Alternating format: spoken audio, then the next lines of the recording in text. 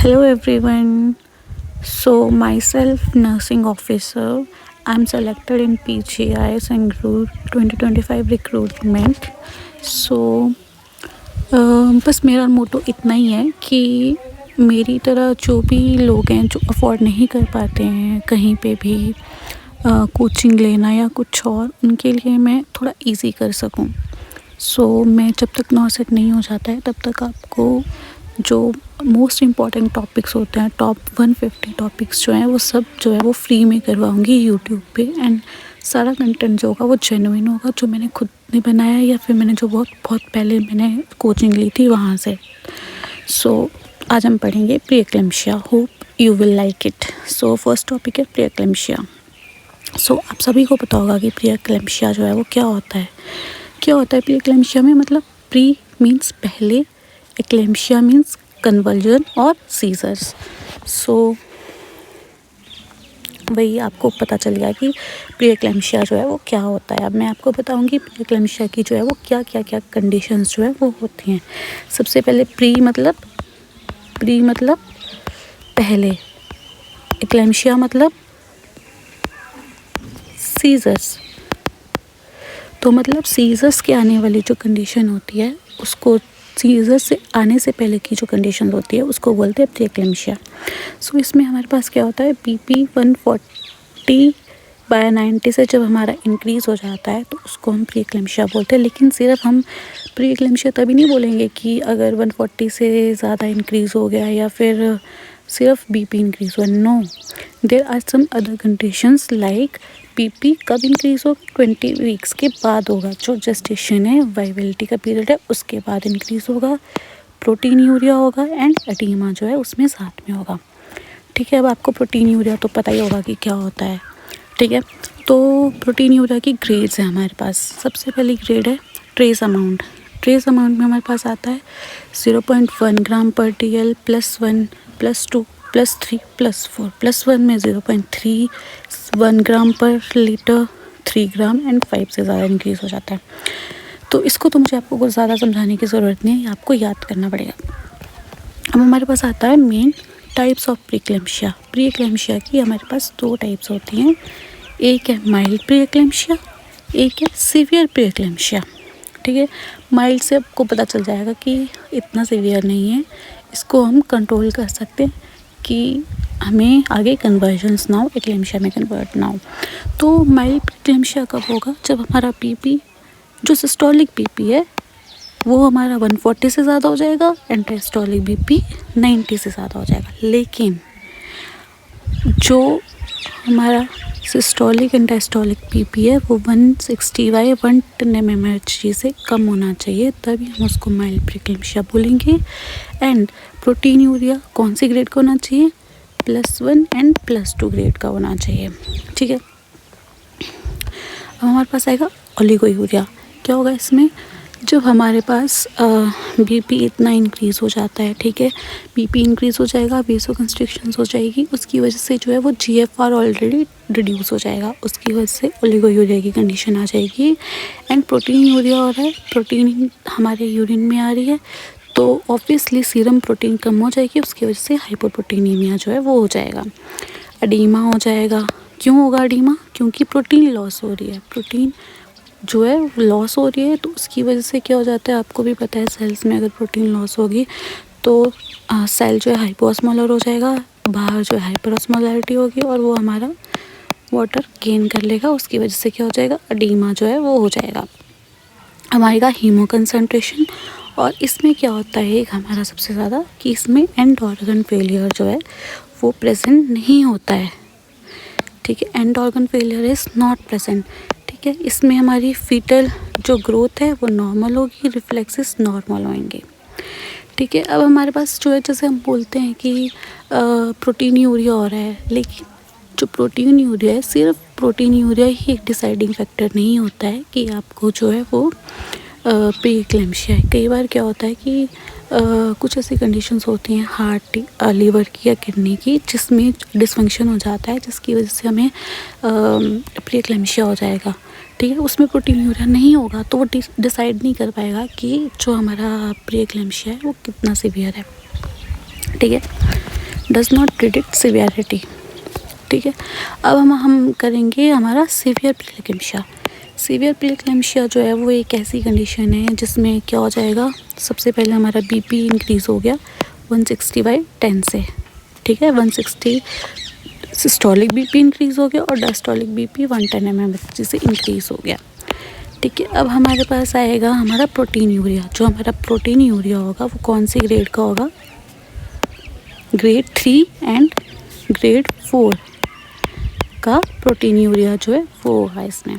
ठीक है, सिमिलर इसकी तरह हमारा माइल की तरह oliguria, hyperlipidaemia, haemoconcentration. ठीक है, इसमें हमारा LDH इंक्रीज़ हो जाएगा। LDH क्यों इंक्रीज़ होगा बताओ, किसी को पता है अगर? LDH इसलिए इंक्रीज़ होगा बिकॉज़ जो हमारा जब लीवर जो है वो कंपेंसेट करने की कोशिश करेगा तो लीवर क्या बनाएगा, फॉस्फोलिपिड्स को तोड़ेगा प्रोटीन प्लस लिपिड में। प्रोटीन इंक्रीज़ हुई बट जो प्रोटीन यूरिया हो रहा है उसकी वजह से प्रोटीन तो लॉस हो जाएगी, लेकिन लिपिड इंक्रीज़ होगा तो लिपिड जो है वो लॉस नहीं हो पाएगा, तो लिपिड इंक्रीज़ हो जाएगा बॉडी में। ठीक है, उसकी वजह से LDH इंक्रीज़ हो जाएगा। ठीक है, अब इसका जो है वो बहुत इम्पॉर्टेंट फीचर है राइट अपर क्वाड्रेंट पेन। क्यों होगी, क्योंकि हमारा जो लीवर है उसको प्रॉपर ब्लड सप्लाई नहीं जा रही है, लीवर हाइपोक्सिया हो रहा है, उसकी वजह से right upper quadrant pen. Similarly पूरी बॉडी में वेसोकंस्ट्रिक्शंस हो रही है, ब्लड प्रॉपर नहीं जा रहा है, brain hypoxia, headache, blood vision, diplopia. ठीक है, इसमें जो हमारी फीटल ग्रोथ रिस्ट्रिक्शन जो है वो प्रेजेंट होएगी। ठीक है, बहुत सीवियर है, इसमें ग्रो नहीं कर पाएगा, प्लेसेंटा जो है वो हमारी डिफेक्ट हो जाएगी, प्लेसेंटा को proper blood supply, oxygen supply नहीं पहुंचेगी, उसकी वजह से क्या हो जाएगा, हमारा फीटल ग्रोथ रिस्ट्रिक्शन हो जाएगी। अब हमारे रिफ्लेक्सेस में हाइपर रिफ्लेक्सिया, हाँ मेन हमारा किसके साथ ये एसोसिएटेड होता है, हेल्प सिंड्रोम। बहुत इंपॉर्टेंट फीचर है हमारा ये, बहुत ही ज़्यादा इम्पॉर्टेंट। हेल्प सिंड्रोम, हेल्प में क्या हो जाएगा, haemolysis, ELC elevated liver enzymes, SGOT and SGPT कितने 2 टाइम्स इंक्रीज़ हो रहे हैं। ठीक है, प्लेटलेट काउंट डिक्रीज़ हो रहा है, उसकी वजह से ब्लीडिंग होगी। ठीक है, 1 लाख से कम हो जाएगा। और क्या, एंड ऑर्गन फेलियर इसमें प्रेजेंट होगा। ठीक है, ये मैंने आपको बता दिया। Diplopia, blood vision, because of क्या हो रहा है, हमारे ब्रेन सप्लाई डिक्रीज़ हो रही है, ब्रेन हाइपोक्सिया हो रहा है। अब नेक्स्ट हम पढ़ेंगे इसकी science of and organ failure जो है वो क्या होंगे।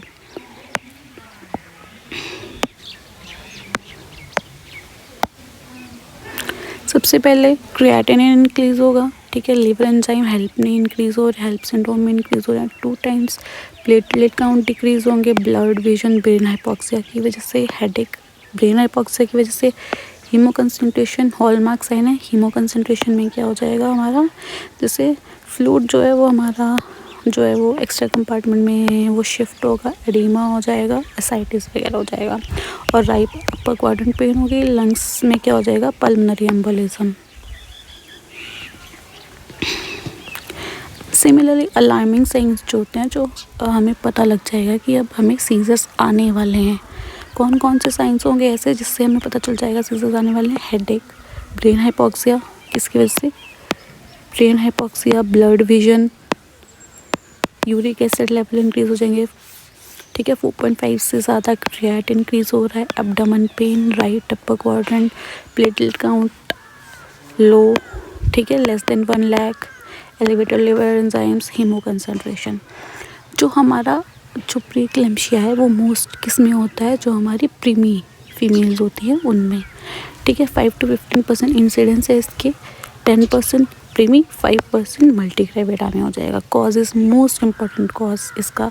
सबसे पहले तो इसका कोई जो कॉज है वो हमें पता नहीं है एग्जैक्ट कॉज, ये हमारी थ्योरीज है किस किस की वजह से हो सकता है, वेसोस्पाज्म, एंडोथेलियल डैमेज और डिफेक्टिव प्लेसेंटा।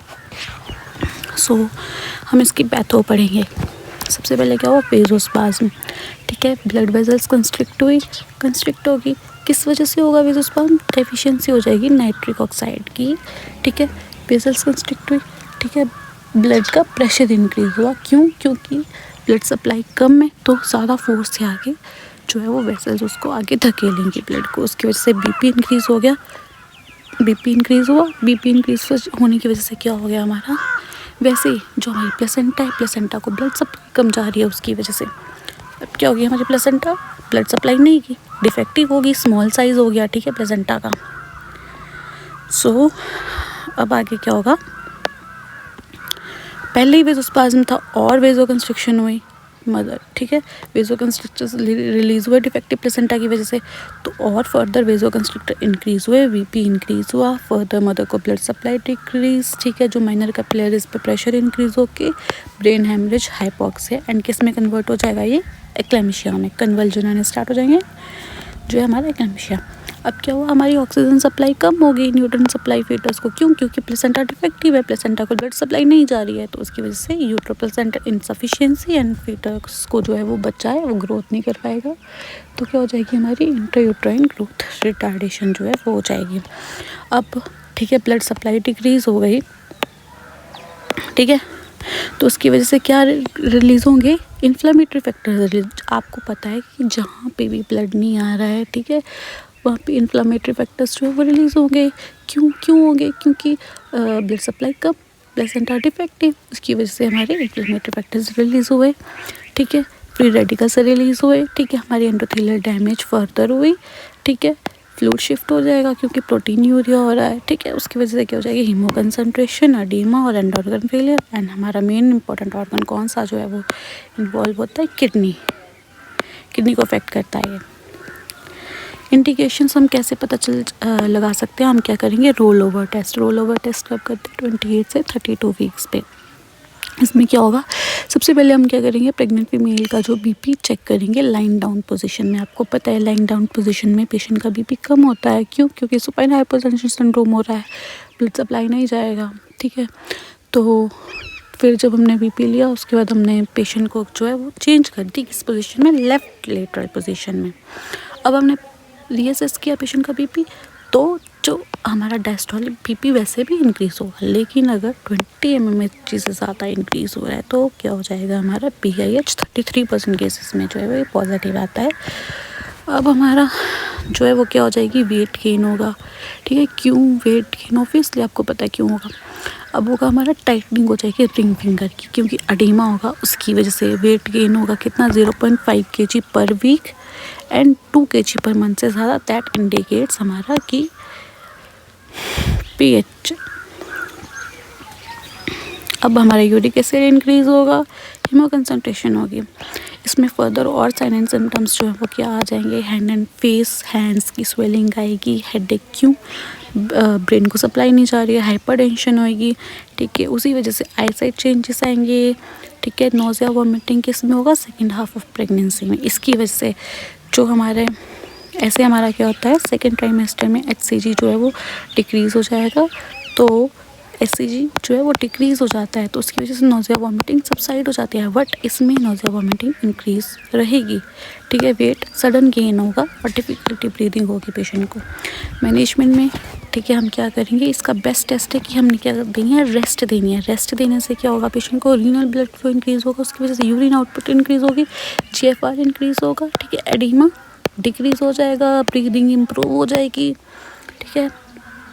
इसका मीन है कि हमने जो है फ्लूइड लिमिट नहीं करना है, सॉल्ट डाइट नॉर्मल देनी है, रिस्ट्रिक्ट करने की कोई ज़रूरत नहीं है, क्योंकि सॉल्ट से यहाँ पे कोई फ़र्क नहीं पड़ रहा है, ठीक है, हम रेगुलर डाइट दे सकते हैं, ठीक है। इसका मेन क्या है, हमने डायरेटिक्स पेशेंट को नहीं देने हैं, क्यों, डायरेटिक्स कॉन्ट्राइंडिकेटेड होंगे, फर्दर और ज़्यादा पेशेंट में हाइपोवोलेमिया हो जाएगा और ब्लड वॉल्यूम कम और वेसोकंस्ट्रिक्शन इंक्रीज, पेशेंट को एक्लेम्शिया हो सकता है। फ्री रेडिकल्स इंक्रीज़ हो रहे थे, उसके लिए हमने विटामिन C देना है, प्रोफाइलैक्सिस के लिए हमने क्या देना है कि हमारे पास जो है वो हो ना, एक्लेम्शिया ना हो, उसके लिए लो डोज एस्पिरिन 75 से 150 mg एंड हेपरिन देना है, ठीक है। हम पेशेंट को हॉस्पिटलाइज करेंगे, रेस्ट देंगे, वाइटल्स चेक करेंगे, drug of choice labetalol 220 mg maximum dose दे सकते हैं लॉबेट की, first line nifedipine and best drug methyl dopa, क्योंकि ऑप्थेल्मिक सर्जरी, क्योंकि विजन चेंजेस आ रहे हैं, प्लेटलेट काउंट असेसमेंट करेंगे क्योंकि प्लेटलेट जो वो डिक्रीज होंगे। इसमें हमारा डीप टेंडन रिफ्लेक्स मेजर करेंगे। क्योंकि जब हमारा एक्लेम्शिया जो है वो जाएगा तो हाइपर रिफ्लेक्सिया जो है वो स्टार्ट हो जाएगा। ठीक है, हाइपर रिफ्लेक्सिया क्या इंडिकेट करता है कि हमारी सीएनएस इरिटेबिलिटी हो रही है। अब हमारा आएगा एक्लेम्शिया। एक्लेम्शिया का पता है कन्वल्जन। जब भी कन्वल्जन स्टार्ट हो गए प्री एक्लेम्शिया के साथ तो उसको क्या बोलेंगे हम, एक्लेम्शिया। इसके इंसिडेंस है प्री पार्टम, इंट्रा, पोस्ट। सबसे ज़्यादा प्री में होंगे ये भी, इंट्रा में 30 एंड 20, इसमें प्री में 50%। ठीक है, within 48 hours of delivery. Post में मैनेजमेंट में हम क्या करेंगे, vitals, airway, oxygen, principal management क्या है, इसकी सेफ्टी देनी है क्योंकि सीजर्स आ रहे हैं। सीजर्स में सेफ्टी प्रायोरिटी है क्योंकि इंजरी हमने प्रिवेंट करनी है। अब हमारा हाइपरटेंशन के लिए सेम है यहाँ पे जो हमने प्रीक्लेम्शिया में दी थी, लेकिन एक्लेम्शिया आ रहा है, उसके लिए ड्रग ऑफ चॉइस क्या है, मैग्नीशियम सल्फेट। कन्वर्जन में भी मैग्नीशियम सल्फेट। ठीक है, डेफिनेटिव मैनेजमेंट क्या है कि हमें प्रेगनेंसी टर्मिनेट करवानी पड़ेगी अगर मदर की जान जो है वो बचानी है। अगर माइल्ड प्रीक्लेम्शिया, एक्लेम्शिया, सीवियर प्रीक्लेम्शिया, फीटस को डिस्ट्रेस हो रहा है, एंड ऑर्गन डैमेज है तो हमें इमीडिएटली टर्मिनेट करनी पड़ेगी प्रेगनेंसी। अगर हमें हेल्प सिंड्रोम है और प्रेगनेंसी 34 वीक से ज़्यादा है या 30 ज़्यादा है तो हम टर्मिनेट कर देंगे, लेकिन अगर 34 वीक से कम है तो हम क्या करेंगे, कॉर्टिकोस्टेरॉइड्स दे के टर्मिनेट कर देंगे 48 आवर्स के बाद प्रेगनेंसी। और जो मैग्नीशियम की को कब स्टॉप करेंगे, 48 आवर्स बाद डिलीवरी के and 24 hours of last convulsion. So I hope आपको ये टॉपिक समझ आया होगा एंड प्लीज़ मुझे फीडबैक देना कि आपको कहाँ पे कमी लगी है, कहाँ पे मैं और इम्प्रूव कर सकती हूँ, क्योंकि this is my first time teaching anyone. So आपके कमेंट से, आपके फीडबैक से ही मुझे आगे और मोटिवेशन मिलेगी आपको पढ़ाने की। इसमें आपका भी फ़ायदा होगा, मेरा भी रिवीजन हो जाएगा, आपका भी फ़ायदा होगा, आपको भी कुछ नया सीखने को मिल जाएगा। सो अगर आपको अच्छी लगी वीडियो तो like, share, subscribe. Thank you for watching.